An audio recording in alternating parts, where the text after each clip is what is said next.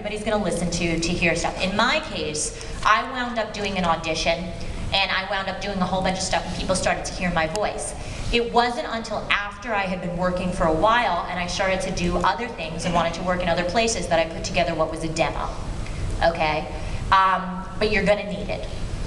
You're gonna need a demo, especially because there's people who do not know what you're gonna do. But the first thing you're gonna have to do is decide, what am I gonna put on my demo, okay? Now the thing is, and a demo for people who don't know, a demo is something that it represents you record. Yes, a recorded demo. No, that was because I was actually going to bring my demo for you guys to hear, and I left it upstairs because I'm a horrible speechwriter. But I'll do a practice little one for you. Yeah, because with a demo, it takes a lot of dedication. It takes a lot of, you need to drink a lot of water, and also you need to do a lot of vocal exercise while you do the demo, so that they'll see whenever you present the demo, they see how good you really are. Right, but all the stuff that you just said, like the exercises and stuff, that is stuff that you have to do, but you have to do that for you. They should never hear, when they go in, when you get the demo, that is a finished product of your work. Exactly. You're gonna want, you're gonna want a character demo. If you want to do, if you want to do like voice acting for specific things, there's 3 different kinds of demos that you have. There's your commercial demo, which is for people who, like stuff for TV or radio or things like that. And that's the stuff that basically essentially makes the most money. So if you're looking to start your business and you want to use it to pay for things, you're going to want to have a commercial demo. People who have great voices, you can do announcing voices, you can do all that, you're going to want that. You want to focus on you want to focus on cartoon work, or you want to do some anime. It's going to cover some of it unless you're really lucky. It's probably going to start off being something you do on the side that you're doing in addition to having your own job and doing other stuff. You have to decide what your voice type is.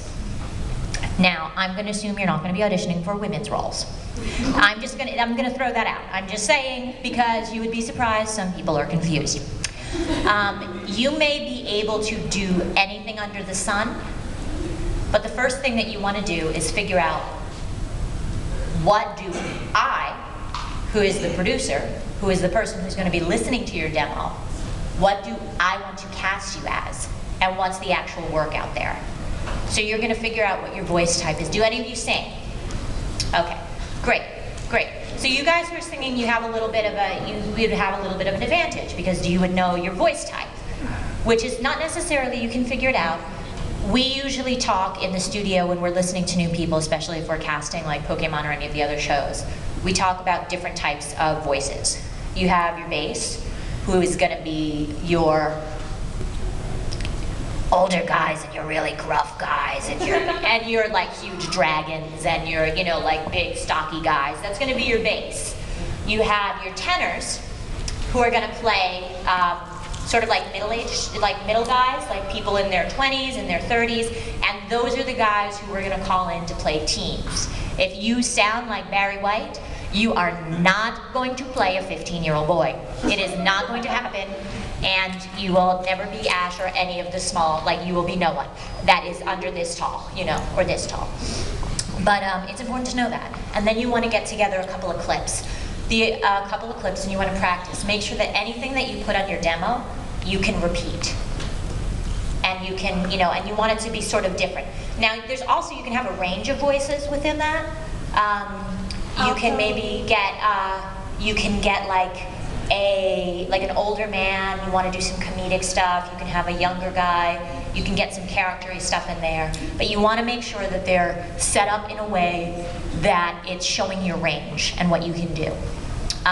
The best thing to do is to listen to, there's a bunch of websites online where you can listen to other people's character demos. So you can get an idea of what's actually out there.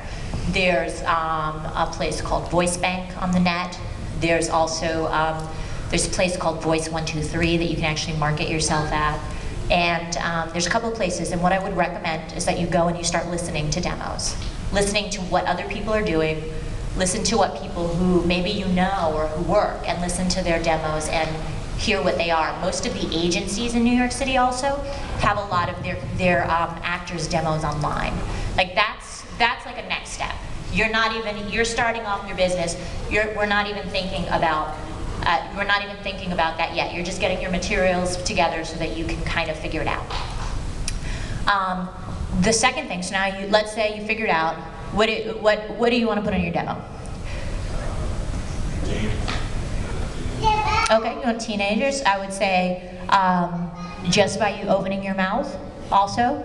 I would put some adult characters on there too, like someone big. You don't want things that are just screaming. You don't want things that are just, like showing off the voice. You want us to see that you can actually act in the voice, because it doesn't do any good for us if you have an awesome, amazing voice and everything that you do sounding in this voice sounds like this, and then you're going to the ball and you're happy, and now I'm sad, and now I'm upset, I'm having an emotional breakdown. Like that's where your performing chops in. And you can do them really small. Like, you can have it be really small chunks, and your demo shouldn't be more than like a minute 20 seconds at most. And I would say you want to put like maybe like 5 or 6 characters on there within a minute and a half. Yeah. So, and then you're going to get into, a lot of people has anybody here who's music or who's done it that, has anybody ever used any of the programs that you can record stuff at home?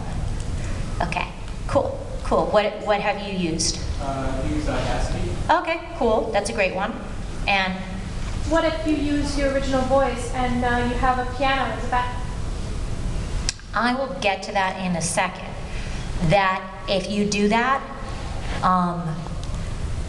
you're going to want to record them separately, because I'm going to talk about that. I'm going to talk about the quality of the demo, of what you want to put out there, because it's going to affect how people see you and how they take you seriously.